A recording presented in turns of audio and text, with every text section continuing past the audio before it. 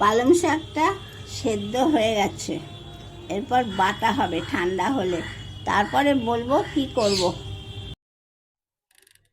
এখন করছি পালং পরোটা।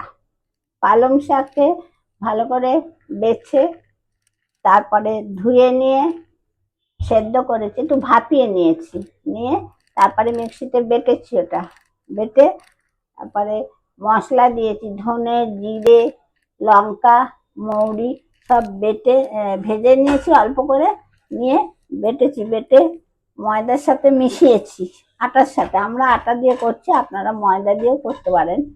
দিয়ে আর ওই পালং শাকটা দিয়ে আটাটা মেখেছি, মেখে এখন ভাজা হচ্ছে।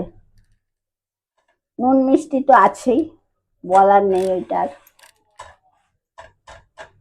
এখন এই যে দেখতে রঙিন হয়েছে বেশ, খেতেও খুব ভালো হয়। হ্যাঁ খেতেও ভালো লাগে বেশ, পালং শাকের তো যেটা খুশি। যে আমরা আটাটা খাই বেশি বলে আটা দিয়ে করেছি, আপনারা ইচ্ছে করলে পরোটাটা এই দিয়ে ময়দা দিয়েও করতে পারেন, আবার লুচিও করতে পারেন। এটা লুচি রুটি সব হবে। যারা তেলটা খেতে চায় না হ্যাঁ তারা রুটি রুটি করবে।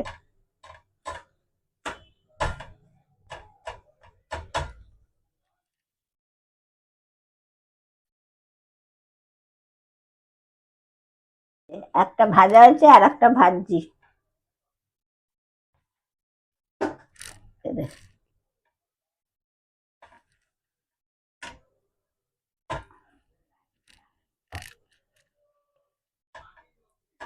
আপনারা লাইক এবং সাবস্ক্রাইব করতে ভুলবেন না, আর যারা নতুন দেখছেন তারাও একটু করে দেবেন, তাহলে আমাদের ভালো লাগবে। ভালো লাগবে। হ্যাঁ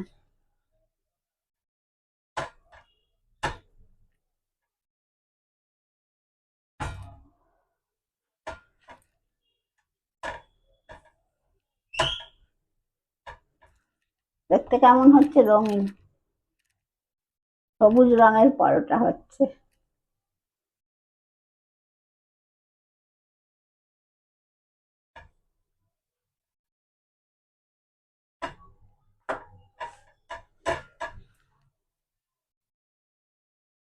এইভাবে ঘি তেল দিয়ে যেটা পছন্দ করে দিয়ে আমরা দুটোই মিশিয়েছি, তেল ঘি মিশিয়ে নিয়ে করছি।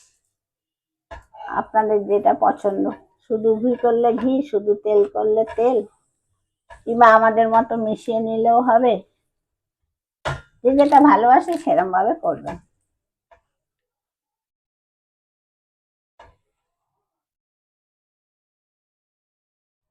এইভাবে ভাজতে থাকবো এখন আমি। এই যে হয়ে গেল আর একটা ভাজা। এটা বেশি সময়ও লাগে না। না সময় লাগছে না।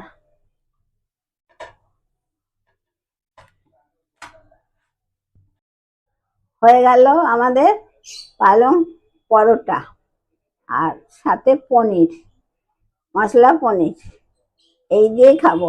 আপনারা ইচ্ছে করলে দইয়ের সাথে সব রকম মশলা দিয়ে করেও খেতে পারেন, ভালো লাগবে। আমরা এরকম খাবো।